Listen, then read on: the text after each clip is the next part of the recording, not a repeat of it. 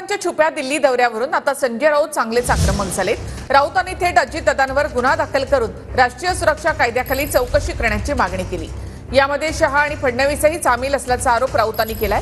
इतकंच नाही तर अजितदादांनी वापरलेले बनावट ओळखपत्र आणि बोर्डिंग पास जप्त करण्याची मागणी त्यांनी यावेळी केली। दरम्यान अजितदादा काही परदेशात गेले नव्हते अशी प्रतिक्रिया हसन मुश्रीफ यांनी दिली आहे।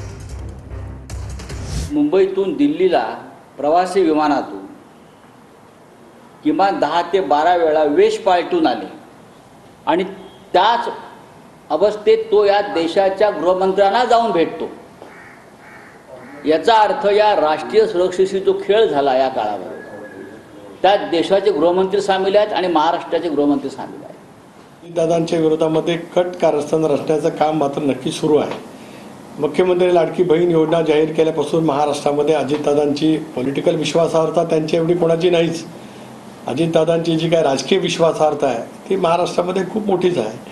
पण ही योजना जाहीर केल्यानंतर महाराष्ट्रातल्या सगळ्या महिला भगिनींच्यामध्ये जे काही एकंदरीत आमचे दादा म्हणून जे काही वातावरण तयार झालेलं आहे त्याच्यामुळे अनेकांना आपल्या राजकीय स्वप्नाची राजकीय अस्तित्वाची जी काही भीती वाटते आहे ती मंडळी रोज उठून अशाच पैचं नॅरेटिव्ह सेट करतात। आता त्याचा उगम दिल्लीमध्ये झाल्याचं स्पष्ट झाला।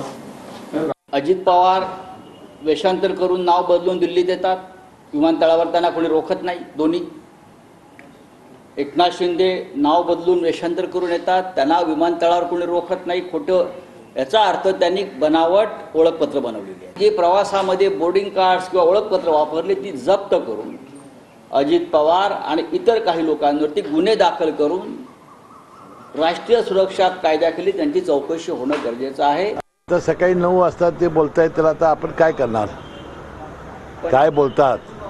आता पासपोर्ट जाहीर ते काय परदेशात गेले नव्हते, त्यांनी स्पष्टपणे काय सांगायचं ते आपल्या भावना सांगितलेल्या आहेत। आमचे नेते अजितदादांच्या बद्दल विरोधकांच्या मनात किती धास्ती आहे आणि किती आमचा नेता लोकप्रिय आहे ह्याचं एक उदाहरण